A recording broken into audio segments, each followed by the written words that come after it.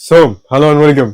आज के वीडियो में तुम्हारे लिए बहुत ज्यादा इंटरेस्टिंग, तुम्हारे लिए बहुत ज्यादा टाइम सेविंग भी होने वाला है, बिकॉज मैं कुछ ऐसा रेड फ्लैग्स ढूंढ के लाया हूँ जो कि तुम्हारे टाइम को बर्बाद करने वाले थे, बट क्योंकि तुम ये अभी वीडियो देख रहे हो तुम्हारा टाइम बिल्कुल बर्बाद नहीं होने वाला। So let's get into it. Top 5 Indian red flags which you see in a woman.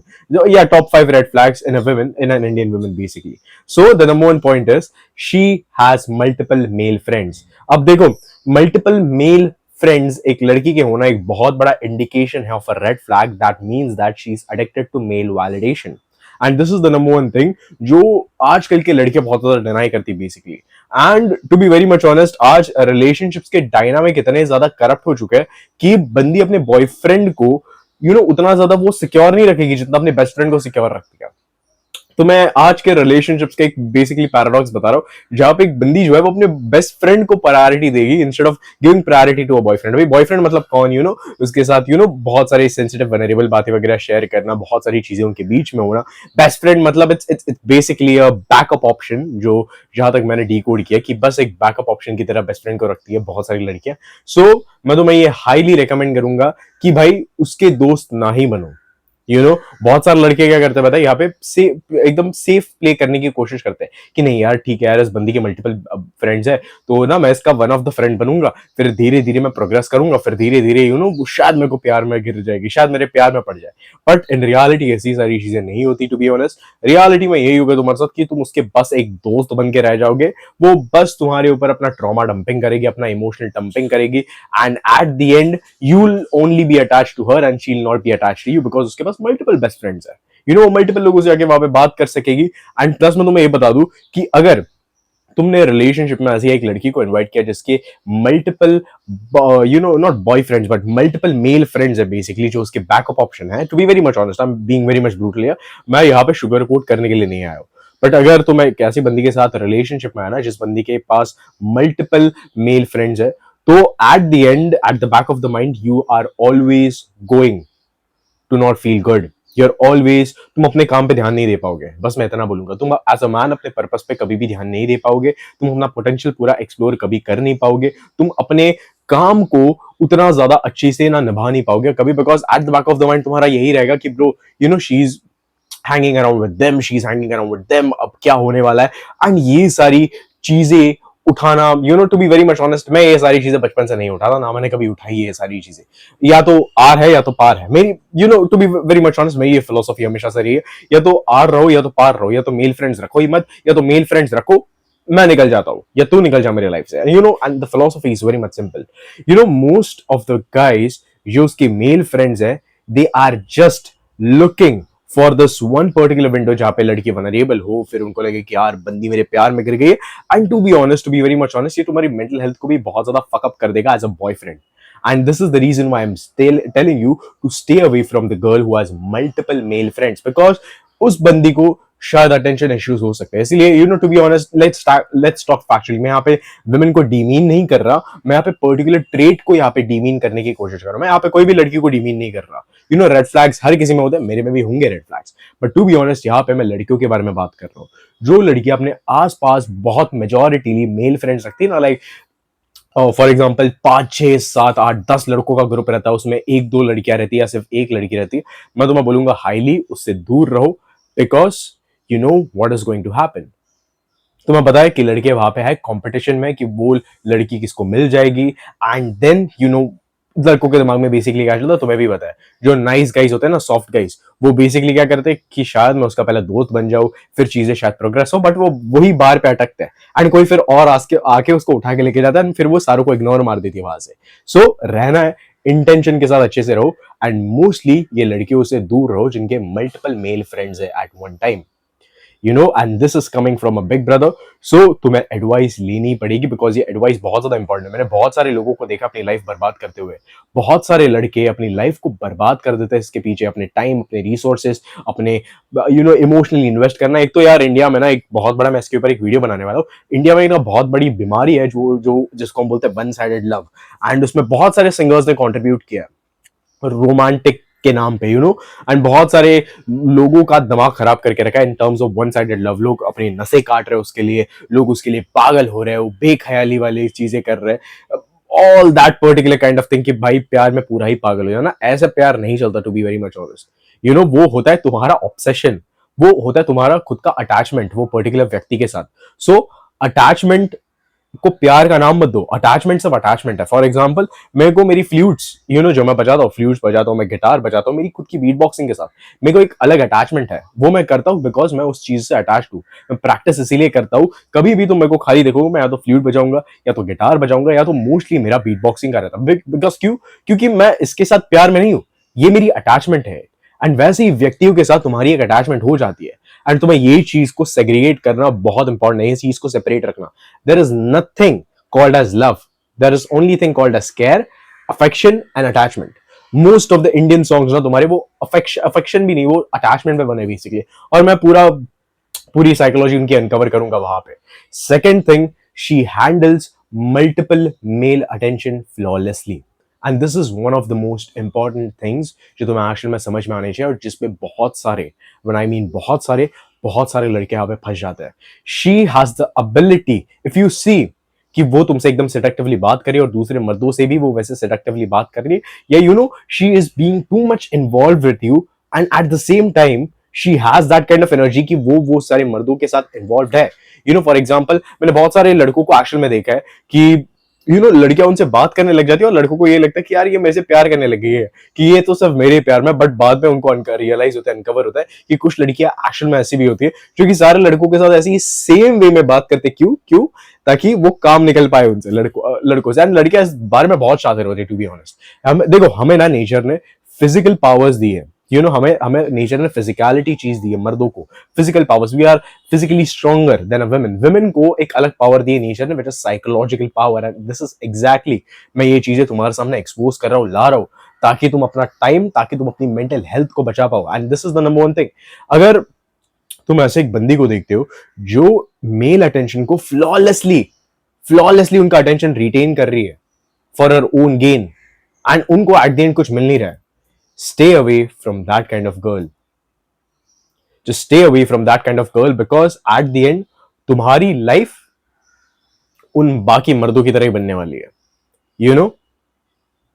And this is the particular thing.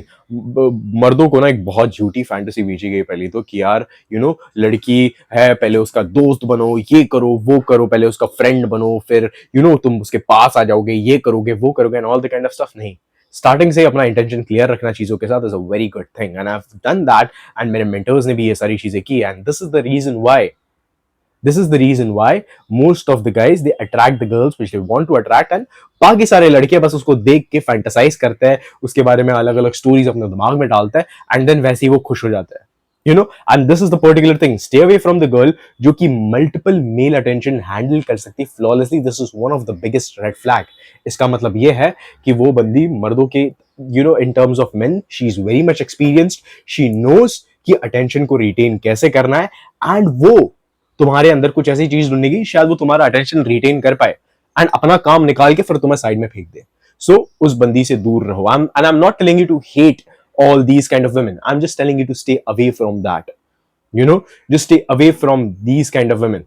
And तीसरा पॉइंट जो कि बहुत ज्यादा क्लासिक है, ये बंदियों के साथ अगर तुम रहोगे तो तुम्हारी डिसरिस्पेक्ट होनी है, विच इज एक लड़की जिसको डैडी इश्यूज है बेसिकली। और मैंने as far as I know, मैंने डैडी इश्यूज पे एक वीडियो बनाई है, तुम वहां पे सर्च कर सकते हो, चैट टॉक्स डैडी इश्यूज करके, वहां पे कीवर्ड्स में तुम डाल सकते हो, वहां पे तुम्हें वीडियो एक्शन में मिल जाएगा। मैंने इन डिटेल एक्सप्लेन किया है कि जिस बंदी के पापा अवेलेबल नहीं होते, या वो बहुत ज्यादा मैस्कुलिन नहीं होते, या वो बहुत ज्यादा सबमिसिव होती है, और उनकी माँ एट द एंड बहुत ज्यादा डोमिनेंट होती है उनके ऊपर, उनको लड़कियों को डैडी इश्यूज होते हैं।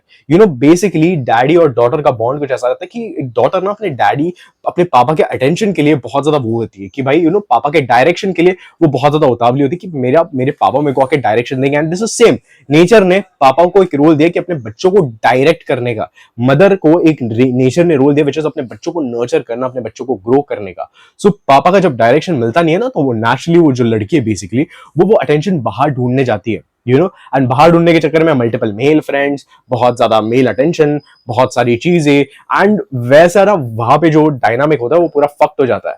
एंड बेसिकली मैं तुम्हें पहली बात ये बता दूं कि डैडी इश्यूज उससे भी आते हैं जब वो अपने पापा को रिस्पेक्ट नहीं करती। और मैं तुम्हें एक चीज बता दूं कि अगर वो अपने बाप को रिस्पेक्ट नहीं कर सकती तो एट द एंड तुम कौन होते हो? वो तुम्हें रिस्पेक्ट ही क्यों करेगी? To be honest, think about that. वो तुम्हें एक्चुअल में रिस्पेक्ट क्यों करेगी? दिस इज द थिंग जहां पे मोस्टली ना मर्द वो बोलते कि नहीं, मैं उसको बताऊंगा कि असली रिस्पेक्ट क्या होती है, मैं उसको बताऊंगा कि असली प्यार कैसे किया जाता है। But at the end they are the ones who just get played. They are the only ones who just get played. That's it. That is one of the biggest red flags और तुम्हें इन सारी चीजों से actual में दूर रहना चाहिए।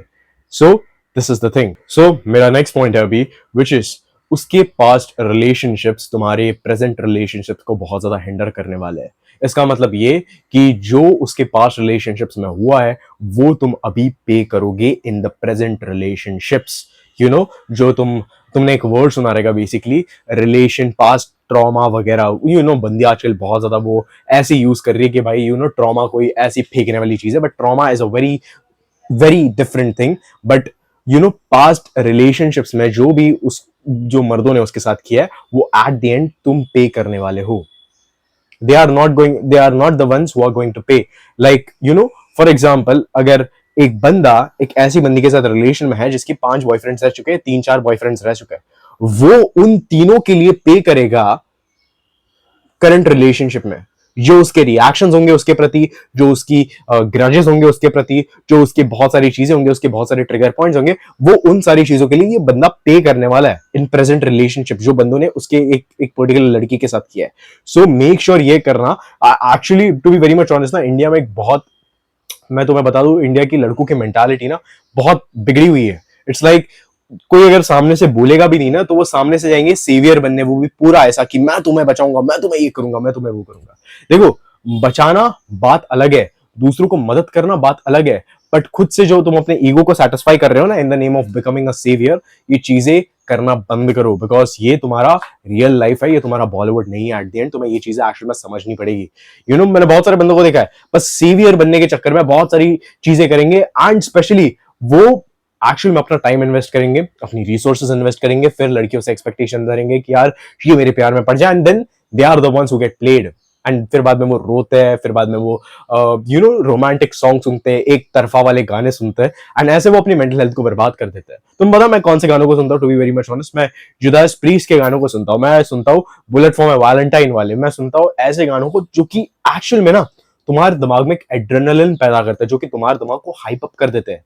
ऐसे मैस्कुलिन सॉन्ग्स को सुना करो। धुरंधर 2 में धुरंधर अभी जो आया, धुरंधर का टाइटल ट्रैक आया, आरी आरी आरी वाला, धुरंधर 2 का सॉन्ग आया, वो ऐसे टाइप के गाने सुनो जो एक्चुअल में ना तुम्हारे अंदर ब्लड पंप करे, ऐसे नहीं कि जो तुम्हारे अंदर से ब्लड ड्रेन करे। बिकॉज इंडियन ऑडियंस को बहुत बुरी आदत है अपने पास्ट को लेकर बैठने की, उस पे लेकर रोने की वगैरह वगैरह। And this is the thing which you should actually इससे तुम्हें दूर रहना चाहिए, to be very much honest. And दूर रहो उस बंदी से जो कि बहुत ज्यादा ही पास्ट रिलेशनशिप्स में रहती है या बहुत ज्यादा ही पास्ट रिलेशनशिप्स में डूबी रहती है, बिकॉज उसका अटेंशन लेना बहुत ज्यादा इजी है। देखो, ये सारी जो मैंने अब तक रेड फ्लैग्स तुम्हें बताया ना, इन सारी बंदियों का अटेंशन लेना बहुत ज्यादा इजी है, but at the end it is going to cost you your own mental health. Because ये मैंने खुद के आंखों से देखा है, मेरी आंखों के सामने जो कपल्स बैठते हैं मैं उनको ऑब्जर्व वगैरह करता हूँ, और मैंने यही देखा है वो बंदी लैश आउट कर रही है उस बंदे पे, वो बंदा कुछ बोल ही नहीं रहा है, बस ऐसे ही चुप बैठा है,